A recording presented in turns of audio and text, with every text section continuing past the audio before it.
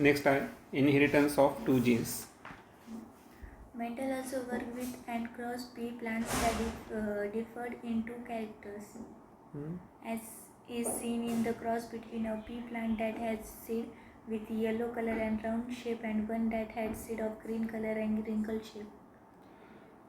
आता आपण बोललो डायहायब्रिड क्रॉस संदर्भात की ज्यामध्ये to pairs of contrasting characters असतील.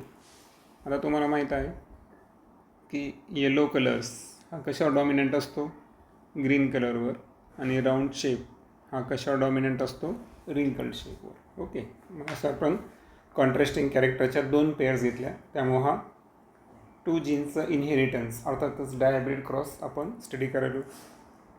Mendel found that the seeds resulting from the crossing of the parents had yellow colored and round shaped seeds. आणि जो रिझल्ट आला तर यामध्ये F1 प्रोजिनी, तर यामध्ये कोण येणार, फक्त दोन्ही डॉमिनंट कॅरेक्टर येणार, म्हणून येलो कलर आणि राऊंड शेप. त्यानंतर नेक्स्ट पॅराग्राफ.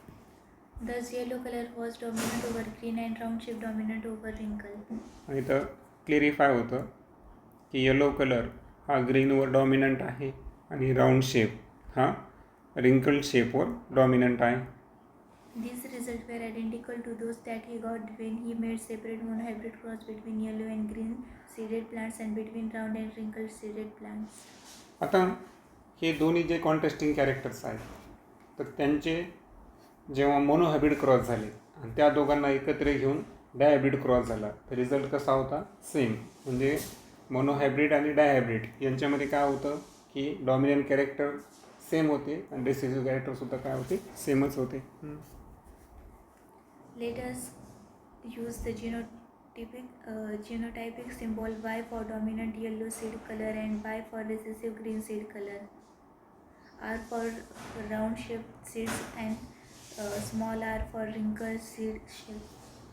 आता आपण डायरेक्ट इकडे येऊ. तुम्हाला माहीत आहे की यामध्ये सर्वात अगोदर आपण पॅरेंट जनरेशन घेऊ, बरोबर. तर पॅरेंट जनरेशनमध्ये आपण दोन कॉन्ट्रास्टिंग कॅरेक्टरचे पेअर्स घ्यायलो. आता राऊंड येलो असे किती आहेत या ठिकाणी, दोन कॅरेक्टर्स आहेत. मग हे दोन्ही कोणते आहेत, डॉमिनंट कॅरेक्टर्स आहेत, बरोबर. आणि डॉमिनंट कॅरेक्टर्सचे जिनोटाइप्स आपण कसे लिहितो तुम्हाला माहीत आहे. राऊंडसाठी काय येणार, कॅपिटल RR, आणि येलोसाठी कॅपिटल YY. दुसरा जे कॅरेक्टर्स आहे ते आहे रिसेसिव्ह कॅरेक्टर्स. त्यामध्ये रिंकल्ड ग्रीन असे दोन कॅरेक्टर्स असतील. रिंकल्ड शेप जो आहे त्यासाठी आपण राऊंडचे स्मॉल लेटर वापरू, स्मॉल RR, आणि ग्रीनसाठी येलोचे स्मॉल लेटर्स वापरू, YY. आणि म्हणून राऊंड येलो यांचे हे जिनोटाइप्स आणि रिंकल्ड ग्रीनचे हे जिनोटाइप्स, बरोबर. आता हे पाहिल्यानंतर आता जेव्हा आपण गॅमेटचं फॉर्मेशन करतो तर तुम्हाला माहीत आहे की हे दोन आहेत परंतु होमोझायगस कंडिशन आहे, करेक्ट. मग होमोझायगस असल्यामुळं या दोनपैकी एक R आणि या दोन कॅपिटल Y पैकी एक Y. तर काय झाले मग या ठिकाणी gametes, capital R capital Y. Same पद्धतीनं स्मॉल r आणि स्मॉल y हे दोन्हीसुद्धा प्युअर्स आहेत. प्युअर आणि होमोझायगस असल्यामुळं सिंगल टाईपचं गॅमेट्स तयार केलं. आता यामध्ये जितके काही आपण F1 जनरेशनमध्ये सेल्फिंग करू तर F1 प्रोजिनी जी असेल तर त्याचे जिनोटाइप्स काय असतील, capital R small r capital Y small y, बरोबर. सो ओव्हरऑल जर पाहिलं आपण तर कॅपिटल R आणि स्मॉल r हा काय आहे, हायब्रिड राऊंड, बरोबर. आणि कॅपिटल Y स्मॉल y हा काय आहे, हायब्रिड येलो. परंतु दोन कॉन्ट्रास्टिंग कॅरेक्टर्सच्या पेअर्स आहेत म्हणून हे तयार झालेला हायब्रिड हा मोनो हायब्रिड आहे का, नाही. तर हा काय आहे, डाय हायब्रिड आहे, बरोबर. आता हे तुमच्या लक्षात आलं असेल की आपण किती पण म्हणजे आता एकच नाही, फक्त एकासाठी आपण एक घेतले, असे या ठिकाणी जितके मॅक्झिमम पॉसिबल क्रॉस असतील त्या सगळ्यांमध्ये बरोबर 100% डायहायब्रिड क्रॉसमध्ये F1 प्रोजिनीचे जे जिनोटाइप्स आणि फिनोटाइप्स आहेत ते सेम असणार. फिनोटाइप असेल राऊंड येलो, जिनोटाइप असेल capital R small r capital Y small y. आता यानंतर आपल्याला F2 जनरेशनमध्ये आपण काय करतो, याची सेल्फिंग करतो. मग F2 जनरेशनमध्ये आपण सेल्फिंग करत असताना आता हे जी गॅमेट्स आहेत तर या गॅमेट्सचं सिग्रिगेशन आपल्याला वेगळ्या पद्धतीने करावं लागेल की काहींना मेल आणि काहींना फिमेल्स, बरोबर. मग आता जसं की यांची सेल्फिंग केली आपण तर कॅपिटल आर, त्यानंतर स्मॉल आर, कॅपिटल वाय आणि स्मॉल वाय, बरोबर. मग आता इथं काय होतं की राऊंडसोबत आणि येलो ग्रीनसोबत तर होणार नाही, बरोबर आहे का. मग पॉसिबल जीन्सच्या पेअर जे आहेत तर तुम्हाला माहिती आहे पहिल्यांदा आपण काय घेणार, capital R capital Y. So पहिला टाईप काय असणार आपला, कॅपिटल आर वाय. त्यानंतर कॅपिटल आर आणि स्मॉल वाय यांचं पॉसिबल कॉम्बिनेशन असेल, हा असेल दुसऱ्या टाईपचा पॉसिबल कॉम्बिनेशन. तिसऱ्या टाईपमध्ये स्मॉल आर आणि कॅपिटल वाय, बरोबर, स्मॉल आर आणि कॅपिटल वाय. आणि चौथा पॉसिबल कॉम्बिनेशन आहे स्मॉल आर आणि स्मॉल वाय. आणि म्हणून जेव्हा आपण मेल गॅमेट्स आणि फिमेल गॅमेट्स यांच्या पेअर्स घेऊ तेव्हा तुमच्या इथे लक्षात आलं असेल की इथं अशा प्रकारचे गॅमेट्स का घेतले. लक्षात आलं, पॉसिबल कॉम्बिनेशन आपण पाहिले. मग आता फिगरमध्ये दाखवल्याप्रमाणे हे कोणते गॅमेट्स आहेत, मेल गॅमेट्सचे 4 पेअर्स, कारण आपल्या कॉन्ट्रास्टिंग कॅरेक्टरच्या पॉसिबल पेअर्स घ्यायचे आहेत 2 कॉन्ट्रास्टिंग कॅरेक्टर. हे आहे फिमेल गॅमेट्स. मग आता यांचं पॉसिबल कॉम्बिनेशन 4 चौक किती होतील 16, म्हणून चेकर बॉक्स किती दिलेला आहे तुम्हाला 16चा दिलेला आहे. मग आता याला काही जास्त डोकं लावायचं गरज नाही, तुम्ही फक्त काय करायचं आहे की आता हा पहिला आहे समजा तर इकडच्या पूर्ण बॉक्समध्ये अल्टरनेटली हे घेणार तुम्ही, बरोबर आहे का. जसं की आता या दोघांचं कॉम्बिनेशन इथं पाहायला मिळेल आपल्याला capital R R Y Y, बरोबर. त्यानंतर तुम्ही याचं कॉम्बिनेशन याच्यासोबत तुम्हाला इथं पाहायला मिळेल, बरोबर. त्यानंतर याचं कॉम्बिनेशन इथं पाहायला मिळेल आणि याचं कॉम्बिनेशन इथे पाहायला मिळेल, बरोबर. चुकलं का, सॉरी. तिथे काय आहे, सॉरी, पहिल्या सणासोबत सगळ्यांचे हां, या दोघांचं इथं, त्यानंतर या दोघांचं या पॉईंटला आणि या दोघांचं या पॉईंटला, बरोबर आहे का. असे तुम्ही क्रॉस करणार म्हणजे इथला कॅपिटल आर वाय इकडं कॅपिटल आर वाय आलं का, capital R R Y Y. इथं स्मॉल आर कॅपिटल वाय आहे, कॅपिटल आर कॅपिटल वाय. मग बघा capital R small R capital Y दोनदा, बरोबर आहे का. तर अशा पद्धतीने एकूण किती आहे 16 पॉसिबल कॉम्बिनेशन असतील. आता या 16 पॉसिबल कॉम्बिनेशनमध्ये तुम्हाला कलरमुळे इथं फार इझी जातं पाहायला. जर तुम्ही पाहिलं तर ज्याचे फिनोटाईप्स रेड येल्लो येतील असे याच्यात तुम्हाला 9 जणं दिसतील. किती दिसतील 9 जणं. 3 जणं जे आहे ते ज्यांच्यामध्ये तुम्हाला रिंकल्ड दिसेल, रिंकल्ड येल्लो, बरोबर. हे गुलाबी रंगामध्ये जर पाहिलं तुम्ही तर हे काय आहे आर कशासाठी होता, व्हाईटसाठी होता का, ग्रीन, राऊंड रिंकल्ड होता सॉरी हां, तो कोणता आहे ग्रीन आहे, बरोबर आहे का. मग इथं राऊंड ग्रीन जे आहे त्याची 3 दिसतील आणि जे रिसेसिव्ह होता रिंकल्ड ग्रीन तो किती दिसेल, फक्त एकच दिसेल. आणि म्हणून आता याला मी काही जास्त डीपमध्ये घेत नाही, ओके. परंतु जर तुम्ही पाहिलं तर फिनोटाईप जे आहे तर फिनोटाईपचा रेशो कसा झाला या ठिकाणी मग सांगा. राऊंड येल्लो किती आले पूर्ण कॉम्बिनेशनमध्ये 9 आले, बरोबर. राऊंड येल्लो किती आले 9 आलेले फिगरमध्ये पाहू शकता तुम्ही. त्यानंतर राऊंड ग्रीन किती आले 3, रिंकल्ड येल्लो किती आले 3 आणि रिंकल्ड जीन किती आले, रिंकल्ड ग्रीन 1. आता एक लक्षात घ्या, यापैकी राऊंड येल्लो आणि रिंकल्ड ग्रीन हे काय आहे, पॅरेंटल जनरेशन आहे, बरोबर आहे का. मग पॅरेंटल कॉम्बिनेशन जे आहे ते किती आलं बरं 16 पैकी 10. किती आलं ते 16 पैकी 10. आणि हे जर पाहिले आपण तर हे रिकॉम्बाईन जीन्स आहेत. लक्षात आलं का, हे काय झालेलं आहे इथं की रिकॉम्बिनेशन झालेलं आहे. लक्षात आलं का, कारण हे पॅरेंट जनरेशनसोबत झालेलं आहे का नाही.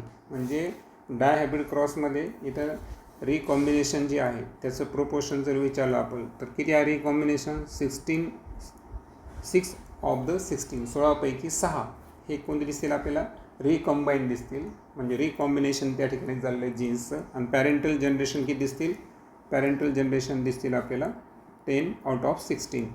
बरोबर. हा रेशो इथं लक्षात ठेवायचा. ओके. आणि बाकी तुम्ही तुमची प्रॅक्टिस करू शकता पायाचे कर बोर्ड्सवर. काय करायचं, एकीकडे मेल गॅमेट्स, एकीकडे फिमेल गॅमेट्स घ्यायचं, हां, त्यांची क्रॉसिंग करायची, त्यांना नाव द्यायचं, तुमच्या सहज लक्षात येईल. आता हे झालं फिनोटायपिक कॅरेक्टर्स. आता यामध्ये जिनोटाईप कॅरेक्टर्स जर पाहिले ना आपण, तर जिनोटाईप्स कॅरेक्टरसुद्धा त्यामध्ये त्याचा एक विशिष्ट रेशो आहे पहा, की यामध्ये एकूण आय थिंक आता यामध्ये तुम्ही भविष्यात जिनोटायपिक रेशो पण स्वतः काढू शकता, काही अडचण नाही. आता जिनोटायपिक रेशो काढताना बघा, आता हे प्युअर जे राऊंड आहेत हे किती आले आपल्याकडं, 1 आले समजा. हा वाला कॉम्बिनेशन किती आला, फक्त 1 वेळेस आला. जर आपण हे धरला, हा वाला capital R small r capital Y small y, हा किती वेळेस आला, 4 वेळेस आला. म्हणजे यावरून तुम्ही जिनोटायपिक रेशो काढू शकता सेल्फली, बरोबर आहे का. जितके काय पॉसिबल असतील. काही आता याच्या व्यतिरिक्त बाकीचे एक तर एकदा असेल किंवा दोनदा असेल, फक्त 4 टाईम हाच आला येतो. बाकीचे 1:2 2:2 याच कॉम्बिनेशनमध्ये असतात. ओके.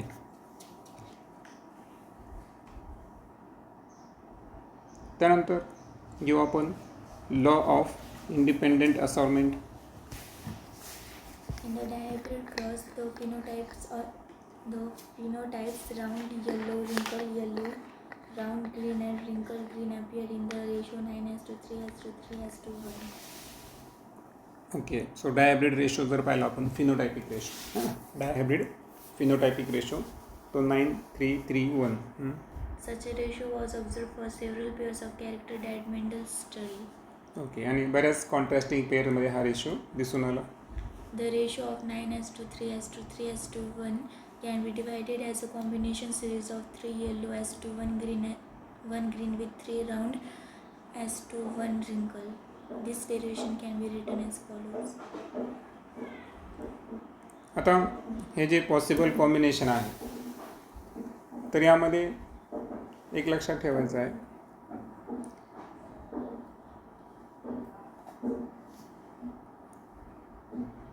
यांचा जर आपण सेपरेट फिनोटायपिक रेशो घेतला असता, तर येल्लो वर्सेस ग्रीन, तर मोनोहायब्रिड क्रॉसनुसार तो फिनोटायपिक रेशो काय आला असता, 3:1.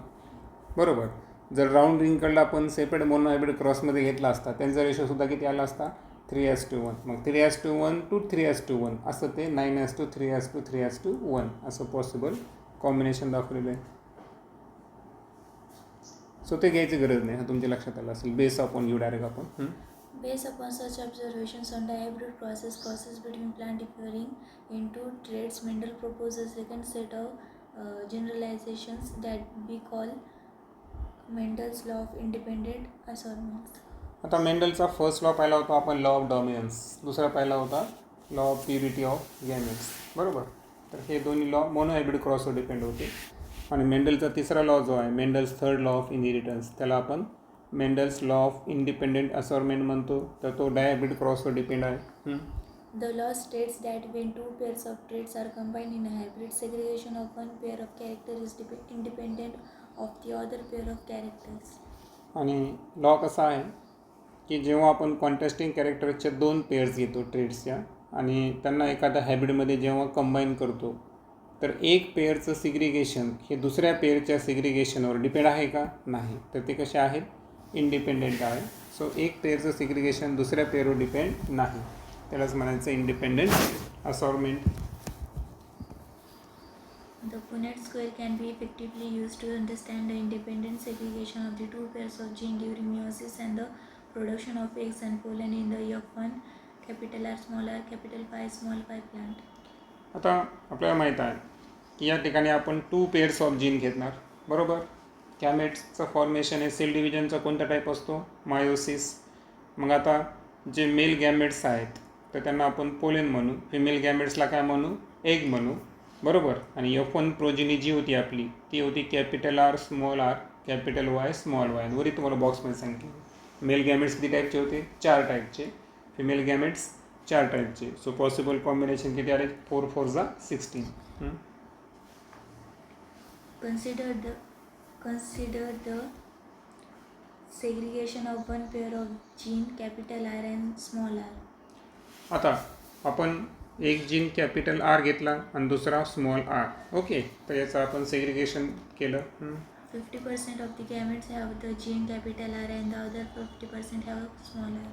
यामध्ये 50% मध्ये कॅपिटल आर जीन असेल आणि उरलेल्या 50% मध्ये स्मॉल आर असेल.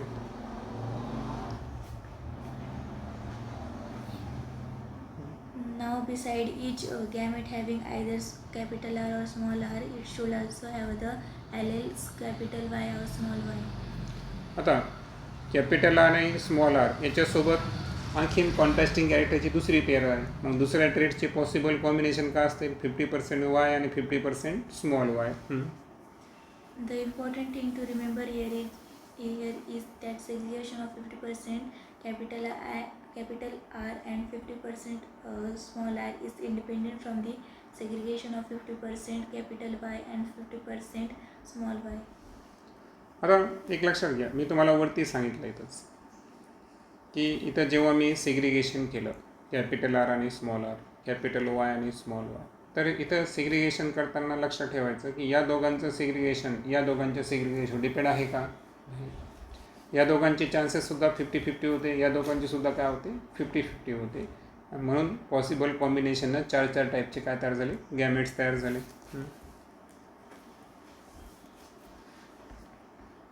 Therefore, 50% of the small r bearing gamete has capital Y and the other 50% has small y.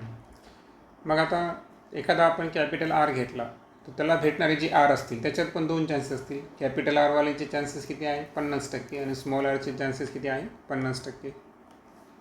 Similarly, 50% of the capital R bearing gametes has capital Y and the other 50% has small y. आणि capital आरचे सुद्धा 50% chance आहे की त्याला 50% मध्ये capital Y मिळेल, 50% मध्ये small Y मिळेल. Thus, there are the 4 types are capital R, capital Y, capital R, small r, capital Y, and small r, small y, each with a frequency of 20% of 1/4 of the total gamete produced. मग आता colon grain म्हणजे mail gametes आणि egg म्हणजे काय? Female gamete. दोन्ही किती types झाले? 4 टाईपचे, बरोबर. आणि ते 4 टाईप्स हे गेले. म्हणून हे जे 4 टाईप्स तुम्हाला दिसले, मग याच्यात काय झालं बरं? टोटल गॅमेटचं प्रोडक्शनचं यांचं पर्सेंटेज जर पाहिलं तर 4 तयार झाले म्हणजे प्रत्येकाची टक्केवारी किती वेळली? 25%, बरोबर.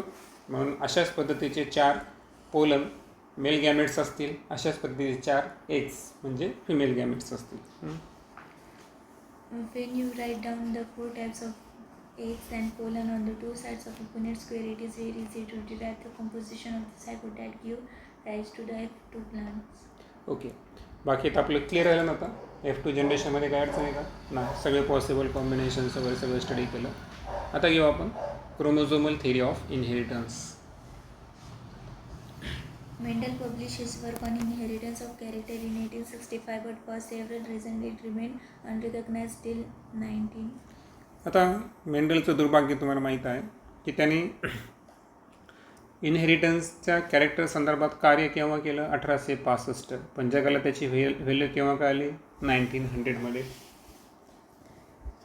Firstly, communication was not easy as it is now in those days, and his work could not be widely published.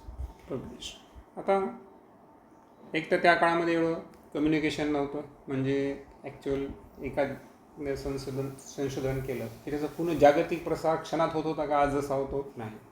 आणि दुसरं म्हणजे पाहिजे तशी त्या पब्लिसिटी त्या गोष्टीला भेटली नाही त्याच्या कार्याला.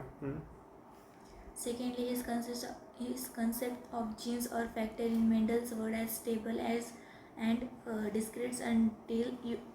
discrete units that control the expression of traits and of the pair of allele which did not blend with each other was not accepted by his contemporaries as an explanation for the apparently continuous variations seen in nature. आता त्याची जी concept होती jeans, ज्याला मेंडलच्या भाषेमध्ये काय म्हणलो आपण? Factors, तर त्यामध्ये कुठल्याही प्रकारची ब्लेंडिंग नव्हती पहा, बरोबर आहे का? आणि ब्लेंडिंग नसल्यामुळं त्या ठिकाणी त्यावेळेसचे जे इतर त्या विषयाचे जे अभ्यास करणारे होते त्यांना ती गोष्ट मान्य झाली का? नाही. कारण ॲक्च्युअल त्यावेळेस म्हणजे ब्लेंडिंग आहेच असाच ट्रेंड त्यांचा होता, त्याच्यामुळे ते थोडंसं विरोधाभास होतं. Thirdly, Mendel's approach of using mathematics to explain biological phenomena was totally new and unacceptable to many of the biologists of his time. तिसरं म्हणजे मेंडल्सनं चेकर बोर्ड्सचा वापर केला, पॉसिबल कॉम्बिनेशन म्हणजे त्यानं काय वापरलं तिथं, मॅथमॅटिक्सचा यूज केला. मग बायोलॉजीमध्ये मॅथमॅटिक्सचा यूज होतो हे त्यावेळेसच्या बायोलॉजिस्टला मान्य झालं का? नाही. Finally, though Mendel's work suggested that factors, genes were discrete units, he could not provide any physical proof for the existence of the factor or say what they were made of. आता मग finally काय झालं की जे मेंडलचं work आहे ते काय सांगतं की जे फॅक्टर्स किंवा जीन्स आहेत हे डिस्क्रीट युनिट्स आहेत, जे युनिट आहे इनहेरिटन्सचं, परंतु त्याचं फिजिकल प्रूफ त्याला देता आलं का? नाही. आणि त्याच्यामुळं ते एक त्यावेळेसचा एक प्रॉब्लेम होता. In 1903, scientists Deveris, Correns and von Tessermark independently rediscovered Mendel's result on the inheritance of the characters. मग आता 1900मध्ये काय झालं, 3 सायंटिस्ट आहे, ह्युगो डी व्हेरिस झालेले आपल्याला, कोरेन्स आणि व्हेन टेसमार्क. तर या तिघांनी काय केलं माहिती आहे का की मेंडलच्या जे रिझल्ट्स आहेत त्याला रिडिस्कवर केलं इंडिपेंडेंटली. ओके. आणि मग जगाला त्यांची व्हॅल्यू कळली मेंडलची. Also by this time, due to advancement in microscopy that were taking place, scientists were able to carefully observe cell division. आणि पहा, मायक्रोस्कोप नसताना सुद्धा त्यानं जीन्सबद्दल प्रिडिक्शन केलं. अर्थातच त्याला काय म्हणलं होतं मेंडल्सनं, फॅक्टर्स म्हणलं होतं, पण जगाने त्याला मान्य केलं का? नाही. परंतु 1900मध्ये जर पाहिलं तर मायक्रोस्कोपचा शोध लागला, सेल डिव्हिजनचा अभ्यास केला गेला, नंतर लक्षात आलं की मेंडलनं ज्या फॅक्टर्सबद्दल बोललं तसे फॅक्टर असतात, अर्थातच जीन्स असतात की जे इनहेरिटन्सचं युनिट आहे.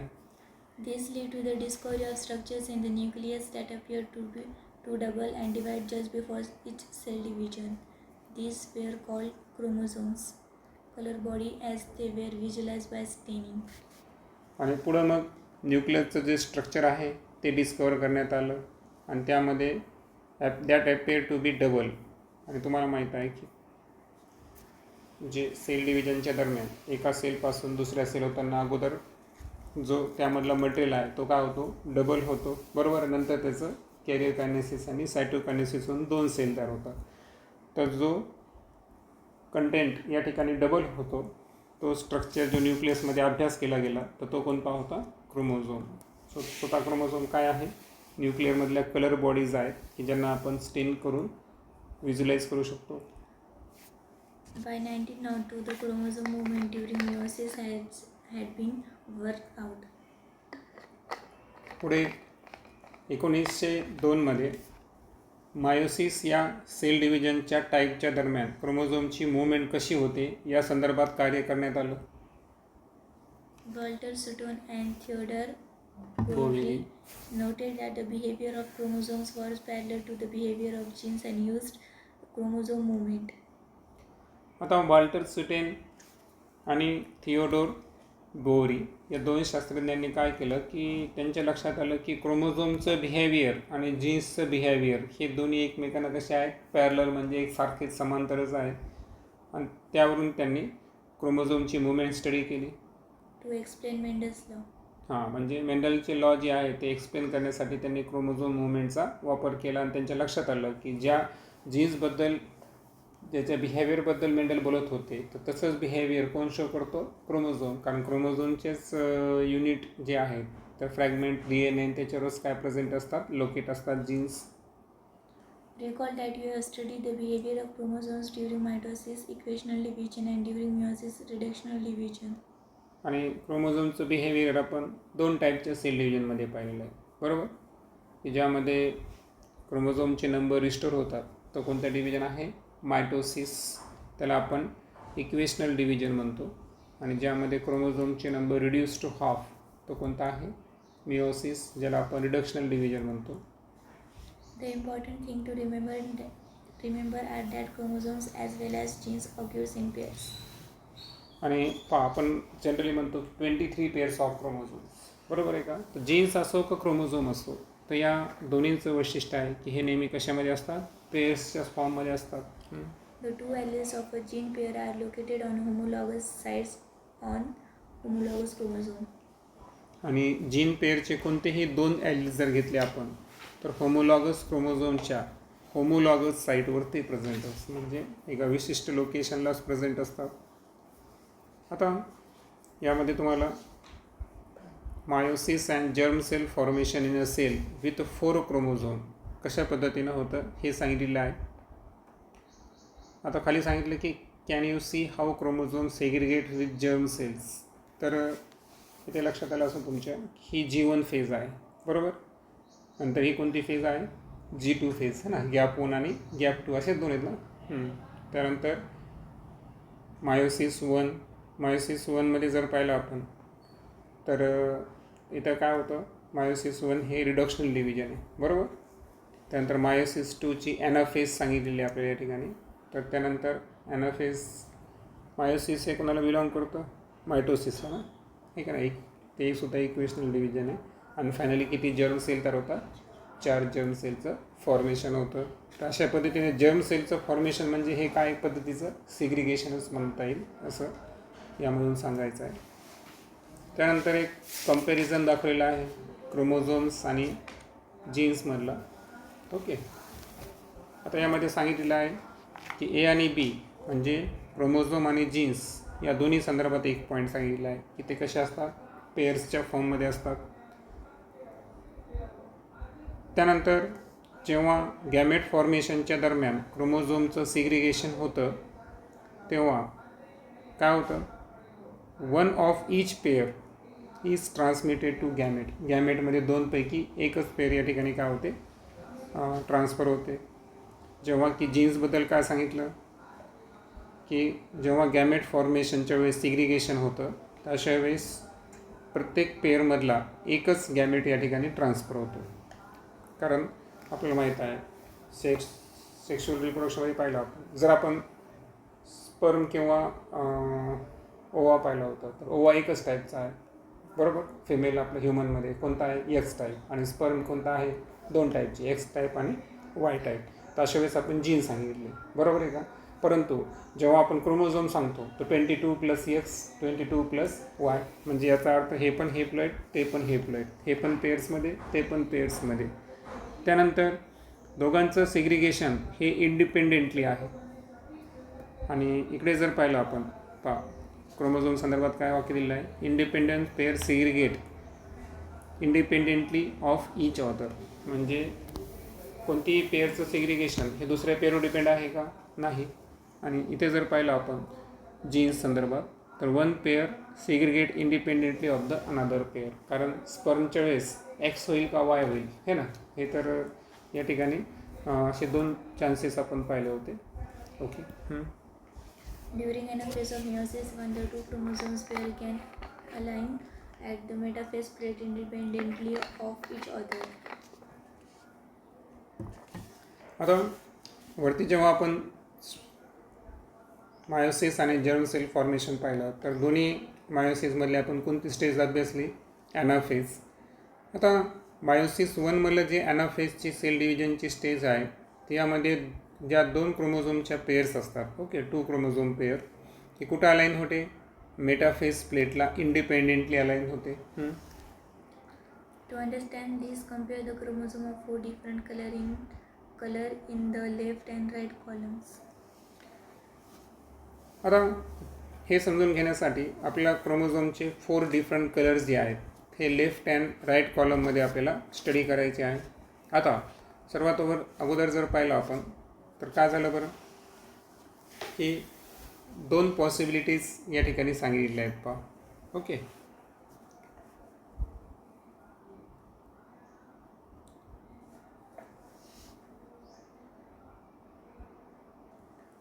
चारी डिफरंट कलर पाहू आपण. In the left column, possibility 1, orange and green is segregating together, but in the right hand column, possibility 2, the orange chromosome is segregating with the red chromosome. आता आकृतीमध्ये आपण पाहू शकतो की पहिलं जे कॉम्बिनेशन आहे तर यामध्ये ऑरेंज जे आहे तर एक लॉंग ऑरेंज आहे, बरोबर.